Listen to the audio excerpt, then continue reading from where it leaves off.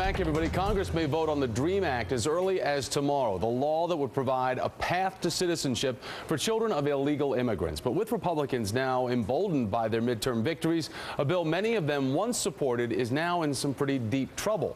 Frank Sharry is Executive Director of America's Voice, a group that's been advocating for the passage of the DREAM Act. And Frank joins us now to talk more about this. Sir, we've already seen some key Republican supporters like Senator Orrin Hatch and others really go away from this. They're backing the DREAM Act and basically ignoring it now. So what happened to their support?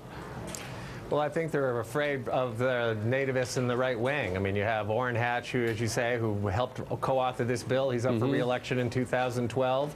He's seen his colleague Bob Bennett be taken out by a challenge from the right in a primary in Utah, and I think he's afraid of the same. I mean, I think the Republican Party has a big choice to make. Do they want to side with those who are anti-immigrant in their party, or do they want to continue to alienate the fastest-growing group of new voters?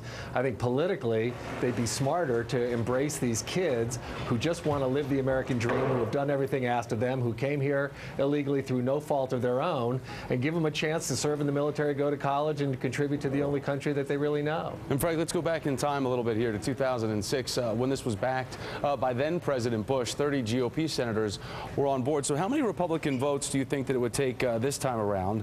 And will there be any Democrats that are actually voting against it? Have any of them changed? Right. We're going to need probably about 7 to 9 Republicans to vote for this to get to the magical number of 60. We're going to have a majority without much doubt. The question is whether we can get to 60. Yeah, we're going to lose some Democrats who are scared of this issue. They're from states without many immigrants, and they tend to be afraid of these issues.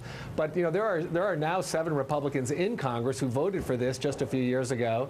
There's a couple of new folks like George Lemieux of Florida who should vote for this if he's going to be responsive to the many kids in Florida who would benefit from it, or Scott Brown from Massachusetts. So we could get to 9 Republican votes if the people who have supported it in the past and some of these new folks from states with lots of immigrants would step up. That would get us to 60. We'd get across the finish line. And what becomes of the DREAM Act, Frank, if it fails to pass during the lame duck session?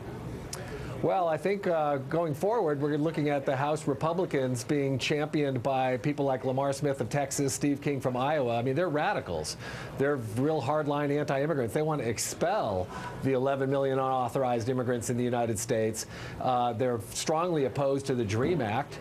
They call it a nightmare, which I can't imagine why they would do that when we're talking about good kids who are valedictorians and future soldiers. But nevertheless, they're against it. So I think the DREAM Act's best chance is now. We're expecting a vote in both the House and Senate tomorrow. We're pretty optimistic about our prospects in the House, but it's going to take those wavering Republicans to come over if we're going to win a big victory for about 1 million kids who are American and all but paperwork. And when you say expected, it is locked in? We're talking pencil or pen? We're talking pencil. You know, procedures in Congress bedevil even the best of us. But the fact is that we're on track for a vote in the House tomorrow, in the Senate tomorrow. So it's a real moment of truth. About 1 million kids, their futures at stake. Many of them are on Capitol Hill today with caps and gowns and their ROTC uniforms saying, all we want is a chance to give back to the country we love. Frank Sharry, thank you, sir, for coming on today and talking to us. We appreciate it. Thank you. So what's topping the news now? We are going to tell you after a quick break right here on MSNBC. Stay with me.